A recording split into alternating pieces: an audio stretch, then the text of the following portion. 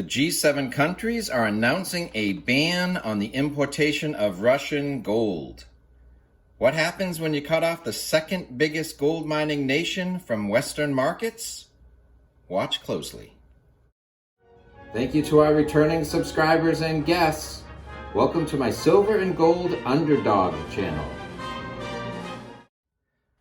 I'd like to thank one of my subscribers, Mel, for sharing this story with me this morning.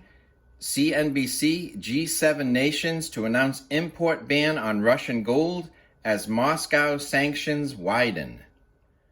So I have the CNBC story, a zero hedge interpretation, and some other data I've gathered to support what is the impact of banning Russian gold from Western markets. If you like holding physical gold, silver, and breaking news that impacts these markets, please give this video a thumbs up. As the leaders met in Munich, Germany for the latest G7 summit, U.S. President Joe Biden took to Twitter to confirm earlier reports of an imminent ban. The United States has imposed unprecedented cost on Putin to deny him the revenue he needs to fund his war against Ukraine. Together, the G7 will announce that we will ban the import of Russian gold, a major export that rakes in tens of billions of dollars for Russia. The move would add to a series of punitive penalties imposed by the West on Russia since its onslaught of Ukraine began on February 24th. The sanctions have aimed to crush the Russian economy and have included bans or curbs on oil and gas imports and trading with Russian banks and individuals. Indeed, US, Canada, and the European allies agreed in February to remove key Russian banks from the interbank messaging system, SWIFT, effectively severing the country from much of the global financial system. The UK government on Sunday also confirmed the move to ban Russian gold imports, saying it would apply to newly mined gold and refined gold, excluding gold that may have come from Russia but had already been exported. Which is interesting because 4 days ago, Switzerland imports Russian gold for first time since the war.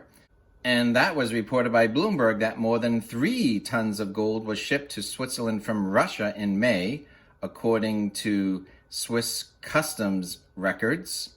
But quickly, the next day, Swiss gold refiners say they didn't import mystery Russian metal. This news from 2 days ago from Reuters. Swiss customs officials are looking into the import of 3.1 tons of Russian gold in May to see whether the deals via Britain might have violated sanctions imposed on Russians over Moscow's invasion of Ukraine. Customs data on Tuesday showed Switzerland imported around $200 million worth of gold from Russia in May, the first since the Kremlin sent troops into Ukraine in February.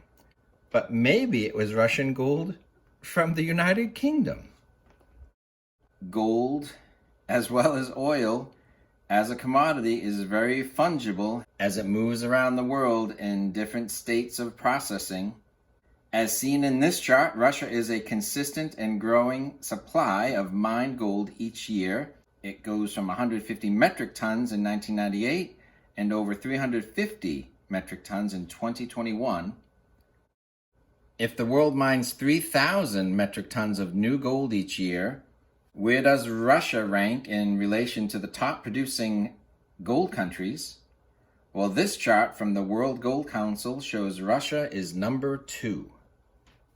So is the Western world really prepared to cut off the number 2 gold producer from Western markets?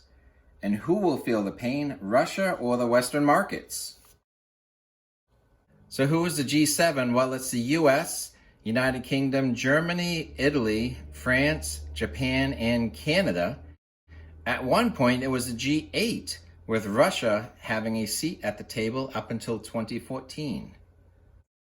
Let's see what Zero Hedge has to say regarding the G7 will ban Russian gold imports.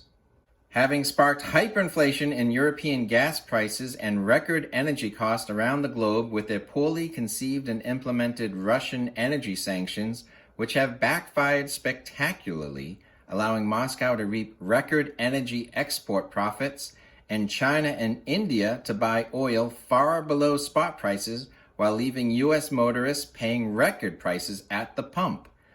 On Sunday, the Biden administration, alongside the G7, announced that they will ban Russian gold imports to further impose financial costs on Russia for its invasion of Ukraine.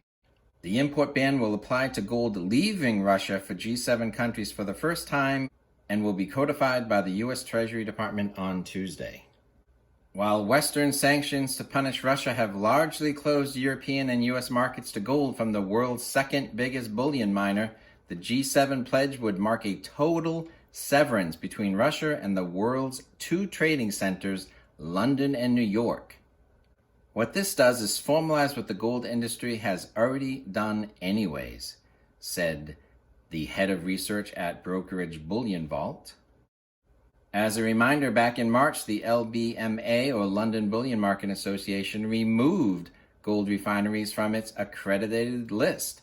As a result, shipments between Russia and London have collapsed to almost zero since the invasion of Ukraine. Now, the biggest buyers of gold in recent years have not been G7 countries' central banks of United States, France, Canada, Germany, Japan, the United Kingdom, and Italy, many of which naively sold much, if not all, their gold in the recent past and have refused or simply don't have the funds to restock. Instead, purchases have all been by developing nation central banks like India and Turkey, and of course China, which however has a habit of only revealing its true gold inventory every decade or so. These other countries have been quietly preparing to do what Russia is doing by de-dollarizing and instead allocating capital into the counterparty-free asset of gold. As for Russia, its central bank has been an aggressive buyer of gold, not a seller. And if anything, Biden's decision will only make the gold market the latest to follow the example of oil and split into two. Cheaper for Russian friends and much more expensive for Russians' enemies. Still, the mainstream press is right in that the U.S. and its allies have been searching for more and creative ways to punish Russia for the Ukraine war that recently entered its fifth month. And whereas Biden has announced waves of penalties coordinated with allies that range from sanctions on Russian officials and oligarchs to export controls to sanctions on major Russian banks, so far the Russian ruble, which Biden gladly marked back in February as rubble, has since risen to a 7-year high against the euro. Meanwhile, Europeans are also limited in what they can do because of their dependence on Russian energy imports. European countries have vowed to phase out Russian oil, but have not taken steps like the U.S. to do so immediately because they simply can't. And the ironic thing is that while Europe should be buying more gold to protect the purchasing power of their currencies ahead of the mass printing tsunami that is coming when the next recession begins, they are now voluntarily barring themselves from doing so. As a reminder, unlike gold, flows of other metals from Russia such as copper, nickel, and palladium have continued uninterrupted as Russia is simply irreplaceable in those supply chains and the commodities industry grapples with managing a long-held relationship with a major supplier of the world's raw materials. As for the price of gold, what happens next when the second biggest gold mining nation in the world and a major source of supply is cut off from Western markets? Even if it is still allowed to transact freely with the rest of the world, which accounts for roughly 80% of the population and will most likely simply boost sales to China and the Middle East, both of which will be happy to continue purchasing Russian gold. We will see in the coming days and weeks. Let us know your thoughts on whether you think this banning of Russian gold will impact the Western gold markets. Please give this video a thumbs up. Thanks for watching.